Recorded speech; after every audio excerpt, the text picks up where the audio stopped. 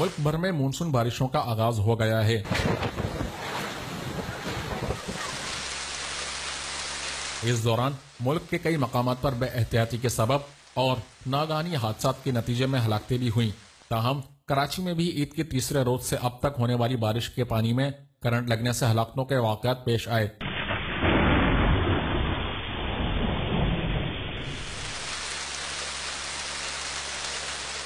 جبکہ motor cycle پھسلنے کے باعث کئی افراد بھی زخمی ہوئے۔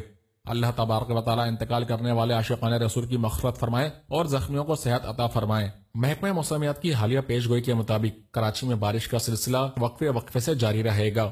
مدنی چینل کے ناظرین، بارش کے دوران اگر چند احتیاطی تدابیر اپنا لی جائیں تو جانی نقصان سے محفوظ رہا جا سکتا ہے۔ بارش کے دوران بجلی کے کھمبوں، کمزور درخت، اشتہاری سائن بورڈ، مخدوش عمارتوں یا دیواروں کے نزدیک نہ جائیں۔ کھلے مین ہول سے احتیاط برتیں۔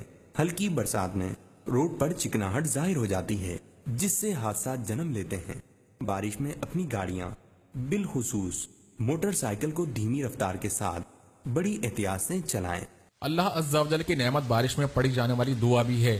وہ دعا کیا ہے؟ آئیے سنتے ہیں امیر اہل سنت دامت برکاتہم العالیہ کی زبانی۔ اللہم صیبا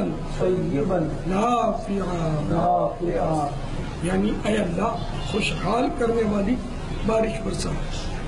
حدیث پاک میں ایک اور دعا بھی ہے کہ یا یہ دعا 2 یا 3 بار پڑھیے۔ اللہم صیبا نافعا، اللہم صیبا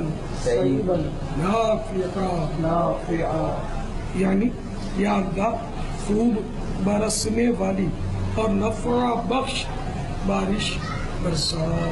بارش کے وقت پڑھا جانے والا درود پاک بھی ہے، آئیے وہ درود پاک بھی سماعت کرتے ہیں۔ اللہم صلی علی سیدنا ومولانا محمد بقطرات الامطار۔ اس کے معنی ہے اے ہمارے اللہ، ہمارے آقا مولا محمد صلی اللہ علیہ وسلم پر اتنے درود بھیج جتنے بارش کے قطرے ہیں۔ اللہ عز و جل برسنے والے ابر رحمت کو تمام عاشقان رسول کے لیے باعث برکت بنائے، آمین۔